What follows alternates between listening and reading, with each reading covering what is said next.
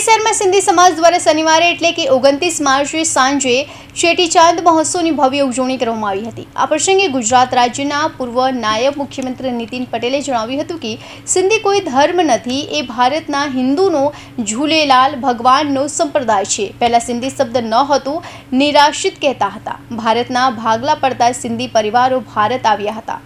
આજે રવિવારે ચેટીચાંદના મુખ્ય દિવસે ભગવાન ઝૂલેલાલનો અભિષેક કરવામાં આવશે। મંદિરમાં 56 ભોગનું અન્નફૂટ ધરાવવામાં આવશે। બપોરે ધ્વજારોહણનો કાર્યક્રમ યોજાશે। ચેટીચાંદ તહેવાર પાછળનું પૌરાણિક મહત્વ છે। એક માન્યતા મુજબ આ દિવસે વરુણ દેવે ઝૂલેલાલ રૂપે અવતાર લીધો હતો। તેમણે હિન્દુ સંસ્કૃતિ અને ધર્મની રક્ષા માટે અવતાર લીધો હતો। સિંધી સમાજમાં આ દિવસે નવા કાર્યની શરૂઆત માટે શુભ અને ફળદાયી માનવામાં આવે છે। આ પ્રસંગે ગુજરાત રાજ્યના પૂર્વ નાયબ મુખ્યમંત્રી નીતિન પટેલે જણાવ્યું હતું કે હું જે મોહલ્લામાં રહેતો હતો ત્યાં 1960થી પાકિસ્તાનથી નિરાશ્રિત થઈને આવેલા ઓછામાં ઓછું 25થી 30 પરિવાર રહેતા હતા। નવી પેઢીને તો ખબર જ નથી કે આ સિંધી શબ્દ પહેલાં ન હતો। પહેલા વડીલો તમને બધાને નિરાશ્રિત કહેતા હતા। ભારતના ભાગલા પડ્યા ત્યારે તમે બધા દેશભક્તિથી પ્રેરાઈ પાકિસ્તાન છોડી આપણા ભારતની પવિત્ર ભૂમિમાં આવ્યા। તમે બધાએ પાકિસ્તાનના મુસલમાનોના ત્રાસ, મુસલમાનોનો અત્યાચાર, મુસલમાનોની આપણી બહેન દીકરીઓ ઉપરની ખરાબ નજરે બધું જ તમે લોકોએ ત્યાં જોયેલું। જે અત્યાચાર કર્યા એ ભૂલવાના નથી।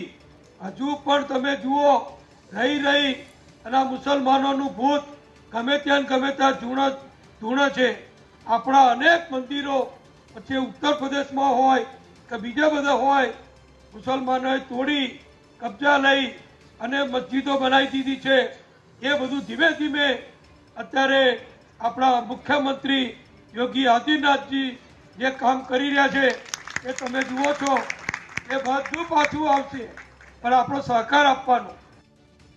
ચેટીચાંદ મહોત્સવ સિંધી સમાજ માટે નવા વર્ષની શરૂઆત અને ભગવાન ઝૂલેલાલના જન્મદિવસ તરીકે મહત્વપૂર્ણ છે।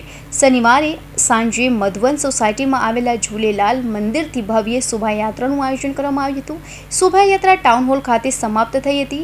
રાત્રે ચંપાબેન રતિલાલ પટેલ ટાઉનશીપમાં સત્કાર સમારોહનું આયોજન કરવામાં આવ્યું હતું। આ કાર્યક્રમમાં વિદ્યાર્થીઓને ઇનામ આપી સન્માનિત કરવામાં આવ્યા હતા। કૌશિક પટેલનો report, Hind TV news, Surat.